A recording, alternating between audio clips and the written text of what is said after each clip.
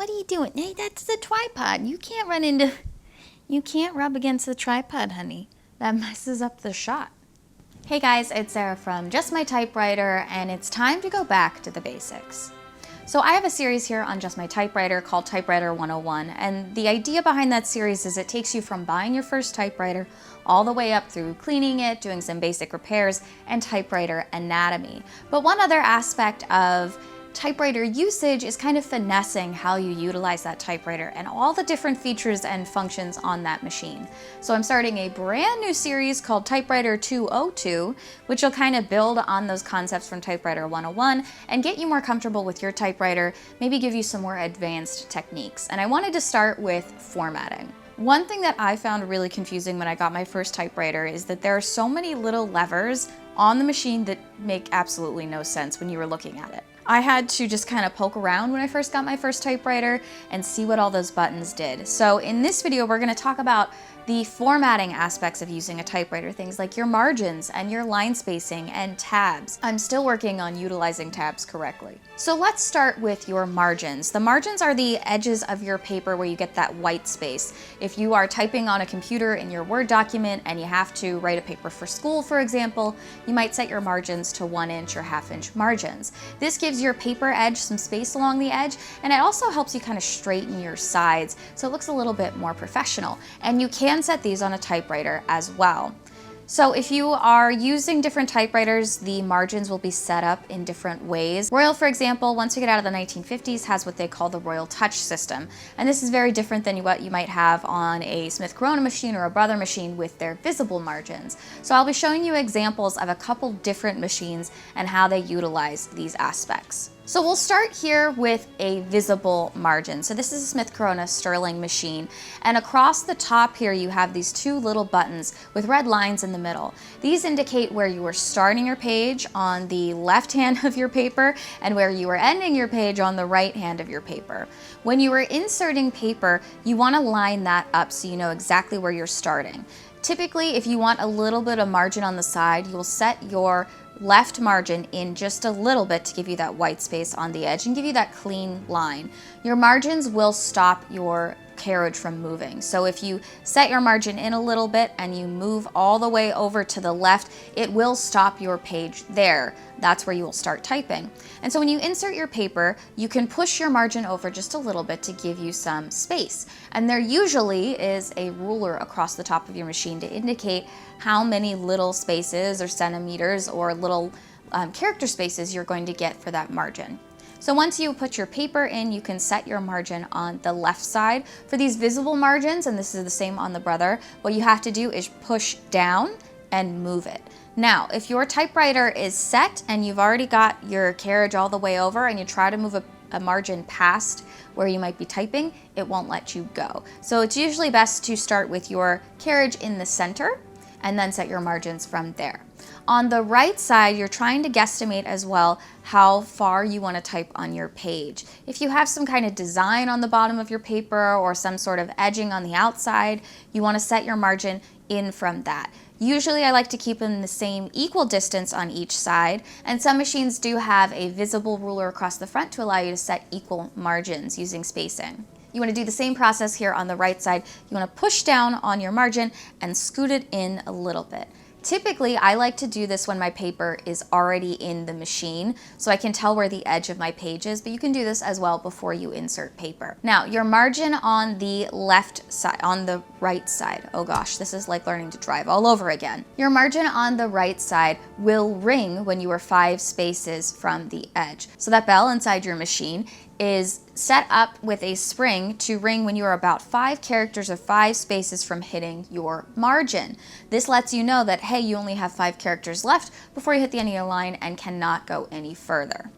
But let's say you're writing a letter and you have a word that is longer than that margin, or you're 2 letters from finishing that word, and instead of hyphenating and going on to the next line, you have enough space to just kind of finish out that word.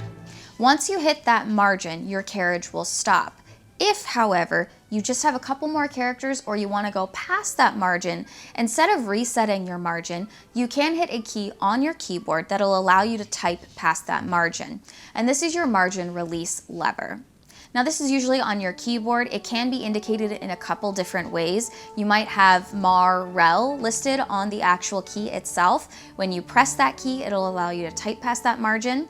It might also be shown as two little arrows going in both directions. This will allow you to type on either side of your margins. But once you hit that key, you should be able to type past your margin. And that's on the visible margin system. So you set your margins by visually looking at them.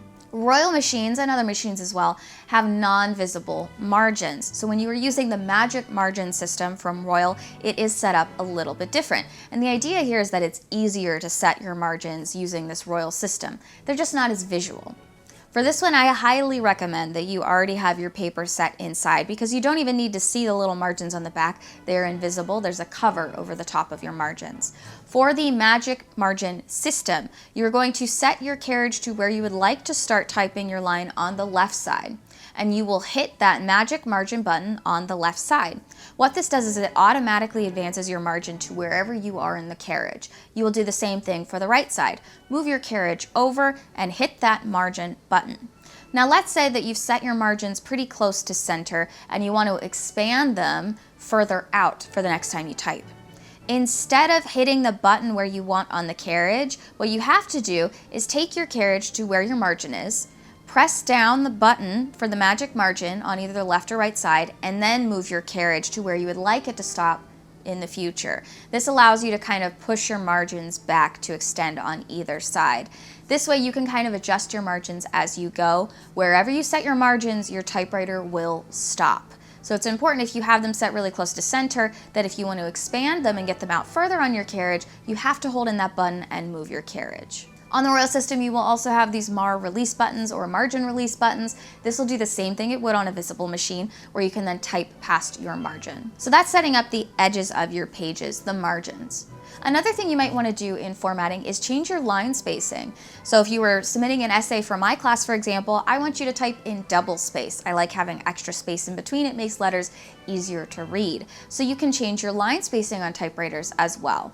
Some machines, depending on the model, might have different levels on the actual line spacing. So as you get higher up in the categories of machines, models that were more expensive, they might have more line spacing options, and smaller machines like ultra portables or cheaper machines might have fewer line spacing options. Your line spacing is going to be visible on the left-hand side of your machine, usually right above your carriage return lever. So the lever that you use to enter in your lines, there usually is a little slot that has numbers on it with a little lever. It might say 1, 2, 3 and have a little letter there.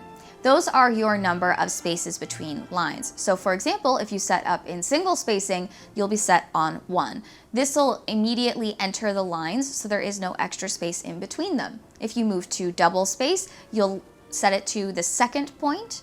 This will give you that double space look. And there is triple spacing as well, which gives you a lot more room in between. This is good if you want to write in between lines, or if you want to maybe write something and then go back in and correct it later. Having triple spacing gives you a lot more space in between those lines, makes it easier to read. And you can do this by advancing to the third step.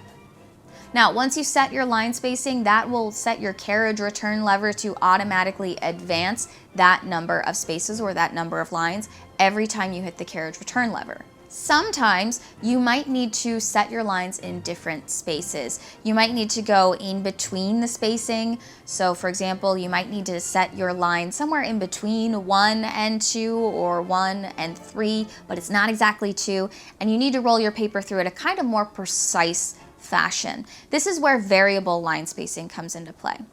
Now, variable line spacing is not available on all machines, but it is something that you can utilize if you need to get to a very specific spot and your spacing isn't exactly matching up with where you need to go.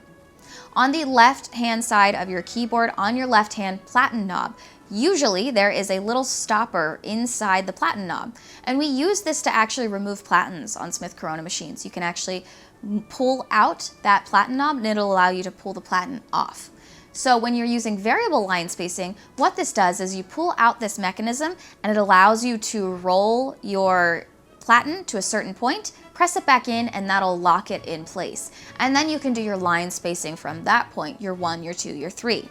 If you just need to do it not permanently, using that lever will do it permanently. If you just need to roll it a little bit for a couple seconds and then roll back into your line spacing, there's usually a lever as well, your variable line spacing lever. It's a little button on the left-hand side of your carriage, which will release your platen to roll just a little bit. This is great, for example, if you have to do something like math equations or a degree symbol, a power symbol, an asterisk where you need to be up in the top hand of the letter. This will allow you to just do that for a little bit and then click back into your line spacing. So this can be really helpful if you're formatting a very specific type of document or a very specific type of equation or piece of writing. Now, some typewriters, instead of having that on the platen knob, will have an R listed on their line spacing section. And I have this on my Brother machine here, the Signature 100. The R allows you to kind of roll your platen freely. For example, if you have to fill out forms, going backwards into this R setting allows you to roll that platen to get into those very specific spaces. It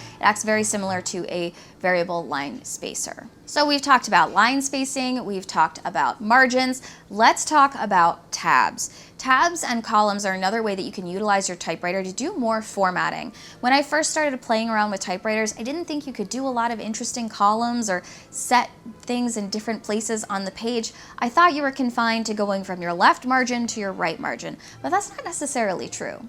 Not all models or all machines have tab mechanisms on them.